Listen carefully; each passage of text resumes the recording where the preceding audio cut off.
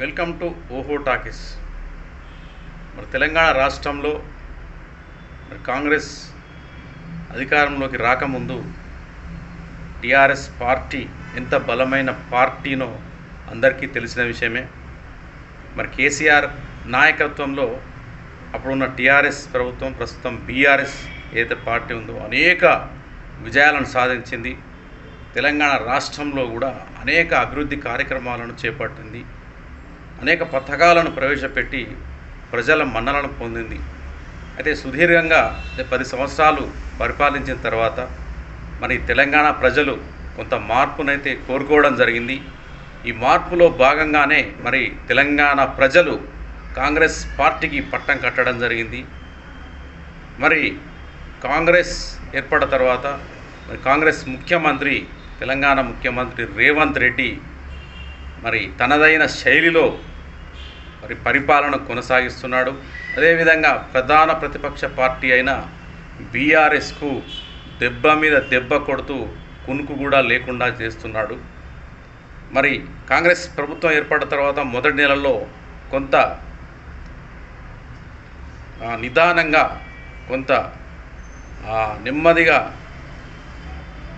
అడుగులు వేసిన రేవంత్ రెడ్డి ఇక ఏదైతే రెండో నెల నుంచి దూకుడు మొదలుపెట్టడం, కాళేశ్వరం సంబంధించి అంశాన్ని చర్చనీయాంశం చేయడం, ఇట్లా అనేక అంశాలను అనేక బీఆర్ఎస్ ఏదైతే అవినీతికి సంబంధించిన కావచ్చు అనేక విషయాలపైన కూడా ప్రధానంగా తెలంగాణ వ్యాప్తంగా చర్చ జరిగేటట్టు చేశాడు.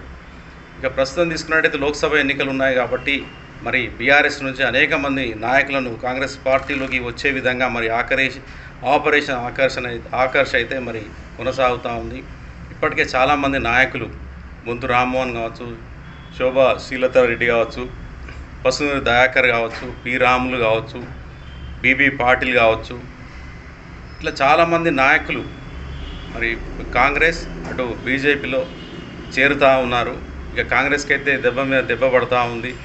తమ పార్టీలో ఉన్న నాయకులంతా మరి అధికార పార్టీ కాంగ్రెస్లోకి వెళ్ళడం, అదేవిధంగా బీజేపీలోకి వెళ్తుండడం, మరి కాంగ్రెస్ మరి ఏదైతే బీఆర్ఎస్ పార్టీ కొంత అయోమయంలో పడిన మాట అయితే విషయమే.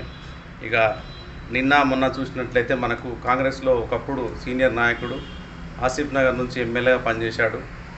తర్వాత కాలంలో 2009లో ఏదైతే ఖైరతాబాద్ ఉందో ఖైరతాబాద్ నుంచి గెలిచిన తర్వాత బీఆర్ఎస్ పార్టీ అధికారంలోకి వచ్చిన తర్వాత, టీఆర్ఎస్ అధికారంలోకి వచ్చిన తర్వాత మరి దానం నాగేందర్ ఆ పార్టీలో చేరడం, 2 సార్లు ఎమ్మెల్యేగా కూడా గెలవడం జరిగింది.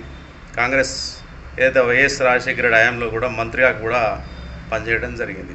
ఇక చేవెళ్ళ ఎంపీగా ఉన్న రంజిత్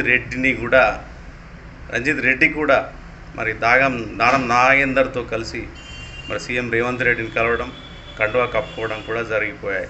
ఇట్లా సీనియర్ నాయకులు ఇట్లా బీజేపీ నుండి, తర్వాత తీసుకున్నట్లయితే మన బీఆర్ఎస్ నుంచి చాలామంది నాయకులు మరి కాంగ్రెస్ వైపు చూస్తున్నారు, కాంగ్రెస్ పార్టీలో చేరుతున్నారు, కండువాలు కప్పుకుంటున్నారు. ఇవన్నీ చూస్తూ ఉంటే మాత్రం ఇక్కడ బీఆర్ఎస్ను దెబ్బ కొట్టే విధంగా మరి బీజేపీ, కాంగ్రెస్ కుయుక్తులు పన్నుతున్నట్లయితే మనకు స్పష్టమవుతూ ఉంది. ఇక ఎన్నికల లోపల మరి బీజేపీ బీఆర్ఎస్ను గట్టిగా దెబ్బ కొట్టాలనే ఆలోచనలో ఉంది. అదే కాంగ్రెస్ కూడా బీఆర్ఎస్ను గట్టిగా దెబ్బ కొట్టాలనే ఆలోచనతో రాజకీయ ప్రణాళికలు చేపడుతున్నదో మనకు స్పష్టంగా కనబడుతూ ఉంది. చూద్దాం మరి ఏం జరగబోతోంది. మరి రేవంత్ రెడ్డి చేపట్టిన ఆపరేషన్ ఆకర్ష్ సక్సెస్ అయ్యి మరి బీఆర్ఎస్ పార్టీలో ఉన్న నాయకులంతా మరి కాంగ్రెస్లో చేరుతారా, మొత్తం బీఆర్ఎస్ పార్టీని రేవంత్ రెడ్డి ఖాళీ చేయగలుగుతాడా, మరి ఏ విధంగా అయితే చూడాలి.